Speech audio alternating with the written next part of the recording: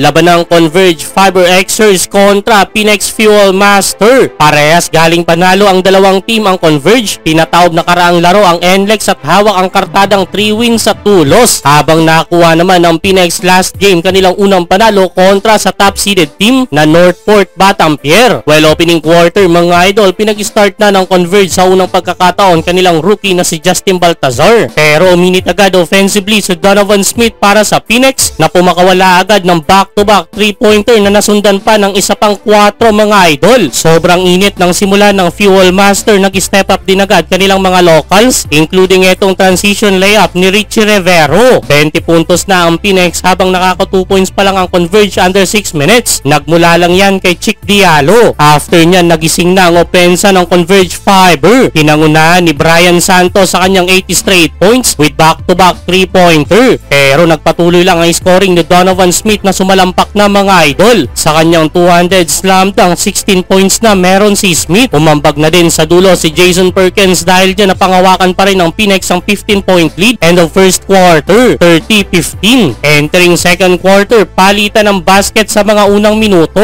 Uminit na din sa labas si RJ Azul na kumana ng isang 3 at isang 4. Jason Perkins naman sinukat ang depensa ni Baltazar sa ilalim. Pero uminit na din ang outside shooting ng Converge Fiber. Jordan Heading nakapukol na ng 3, nakuha na din ni Balti kanyang unang field goal. Halfway mark, dumidikit na ang Converge mga idol. Nagpapaula na ng 3, 2 pinakawala ni Heading at 3 naman kay BJ Andrade. May mga sagot din sa dulo ang Phoenix, big impact din offensively, hatid ni Richie Rivero. Hawak pa rin nila ang 6-point lead. End of second quarter, 54-48. 21 points na meron si Donovan Smith habang nakaka 6 points pa lang si Chick Diallo. Entering third quarter, palitan lang ulit ang puntos ang dalawang team. Patuloy ang pag-score ni Richie Rivero sa Phoenix habang patuloy din ang init sa labas ni Brian Santos na kumana ulit ng back-to-back 3-pointer. Panis naman si Rivero sa play na ito ni Alex Stockton. Nagpaparamdam na din si Chick Diallo sa ilalim mga idol. Naitabla na ng Converge ang talaan mula sa slam dunk ni Diallo. 67 all under 6 minutes. Nabaliktad na nila ang laban kung saan Converge naman ang lumamang 7 mga idol. Buzzer beater mula kay Justin Baltazar, 87-80, end of third quarter. Fourth quarter, mainit pa rin ang palitan ng opensa. Jason Perkins borado kay Chick Diallo. Showtime naman si Shawnee Winston. Mapapawaw ka na lang sa matinding galaw na ito ni Winston mga idol. Dumikit ang Phoenix pero laging may bawi ang Converge. Sipag sa ilalim ni Balti, binutata pa si Taffen. Take over na din si Alex Stockton mga idol. 2 minutes lumamang na sila, 10 sa uli, panalo ang Converge Fiber.